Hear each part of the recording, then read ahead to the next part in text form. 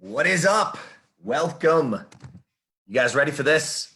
Hey, listen, welcome to Optimal Self Live. Coming to you live from, slightly sunny California today. So, listen, today I want to do something a little bit different than we've done in the past. And I want to get a little bit more in depth. You know, we've talked a lot about habits and a lot of different aspects of comparison and competition. We talked about identity. We've talked about belief and behavior and all these really cool ideas. But today I want to get super practical with you. And I want to give you some things and show you something that can literally maximize your day every day, right? I want to give you some I want to go through some factual stuff. Again, a lot of the stuff that we talk about, a lot of the stuff that we're talking about with you and giving you, it's not opinion, it's science. It's really what is happening with your brain, with your visceral responses inside your body. Like, how do I actually live to my optimal self?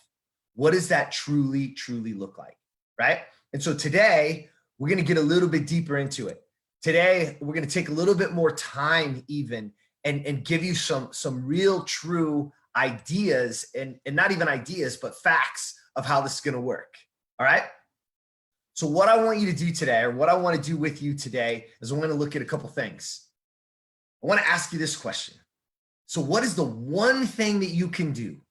The one thing that you can do that will improve your hair, your skin, maybe help you with a faster rate of weight loss, lower levels of inflammation. Today, that is super vital, right? Because lowering the levels of inflammation in my body keeps my immune system high. Do you know that most disease that's out there in the world today starts with some form of inflammation?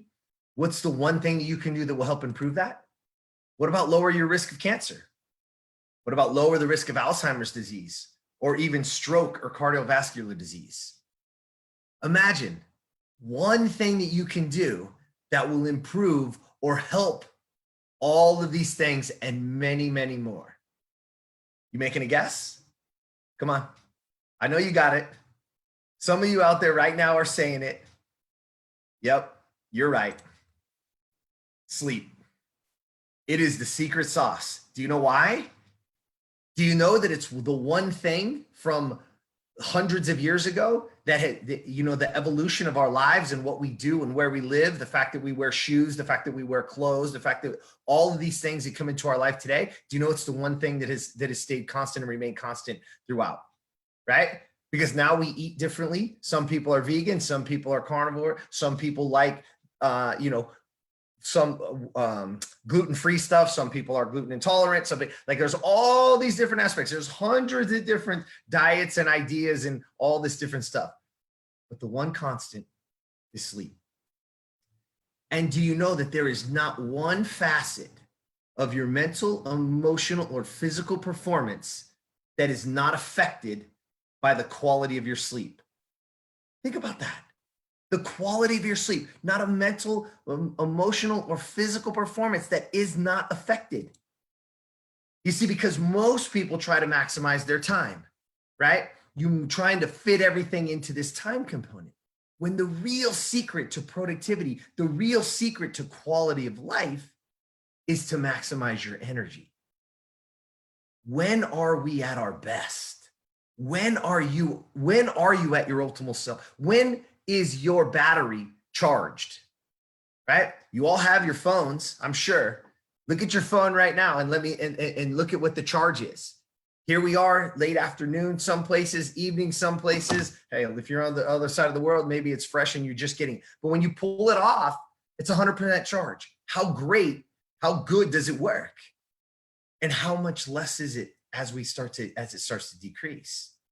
Because sleep is the ultimate that helps you with every single thing in your life. It keeps your mind sharper. Everything stays true to who you are.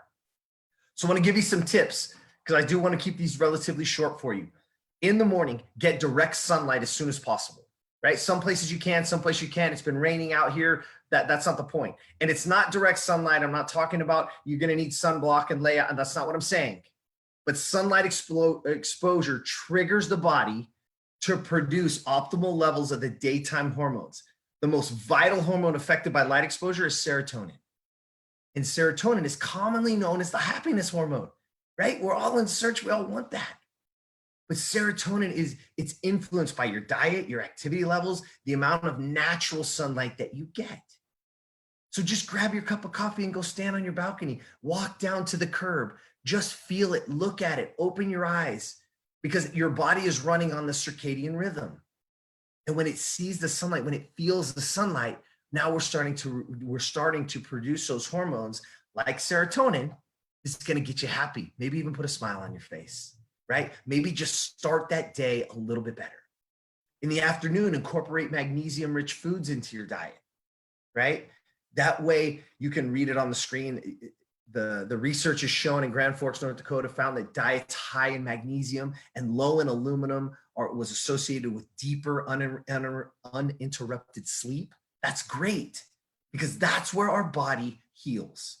So eating for lunch, you know, green leafy veggies, seeds like pumpkin and sesame seeds, the superfood like spirulina, Brazil nuts, things like that, really rich in magnesium, can actually fluid the body, so that way when I do go to sleep, I actually can get to a deeper uninterrupted sleep.